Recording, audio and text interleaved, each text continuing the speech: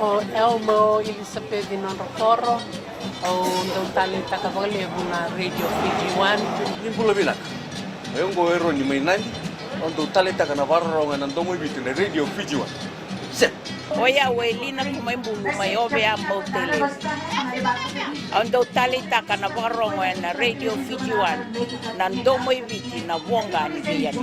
Bola na dangonga tsetse bala Wanga Jackson nandi kima mindo talenta kana varro ngana Radio Fiji One.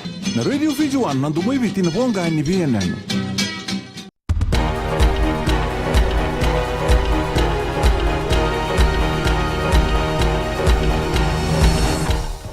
Ni sambulu binaka sai koyo gona pagleleka ni nonde tukutuku sai ni taka ndona be indinati na matambose ni Amalgamated Telecom Holdings Fiji Limited kina ndona company ma Spain na Ampa SA ngondona tabu kala olebu kina company ngo kina lewni bonua ebiti ngwana kena bulitaki tolu na company ni taliboni beko yaki na Pasifika katiko ndona rau ono sabu tolu na milioni na dola sabande itaka na vendindinati ongo oira ni bakilisles ni empa ia enangai ko daketale kina mbose wa empa kini kambani ena madhawa mayongo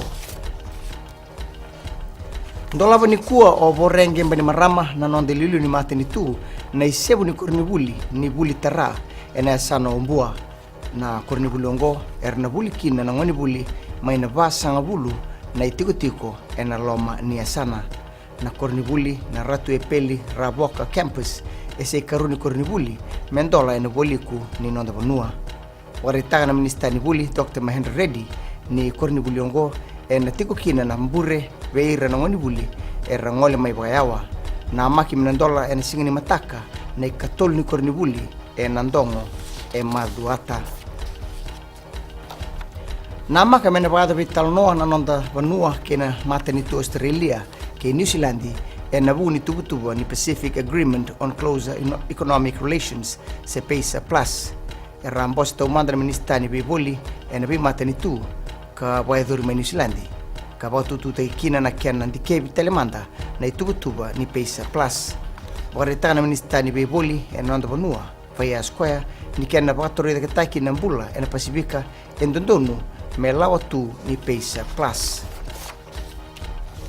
kina gitu nama ki mena dingi take sono nonda dorbo ena timi le abitu mer na levena na nonda mata timi ni ragabiti ni kalima ngoni oti na non robita no taga tikinongo o Ben Ryan ke John Maki warita ko Maki ni rawa ni na levena na timi ni ragabiti ni kalima o osea kolinisau daga tal tingo Maki ena non rangole mai na dorbo ni biti erangito tigo ena sona kalabo mai valangi mai dabekir na baleleka ni nonde tukutuku ene kurni tukutuku ngo rauni na sama na steseni na Radio Fiji One ke Nambula FM ni bwedeng vinaka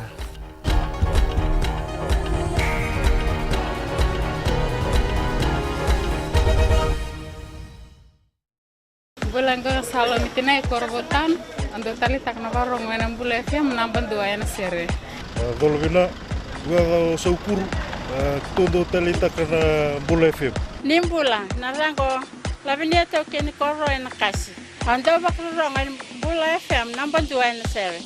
Bolavinaka ya makereka mainandi na SBA Nambula FM namban dua en sere. Ba korbo. Ta sanga talent on station ni rolerua en namban dua ngan Nambula FM namban dua en sere.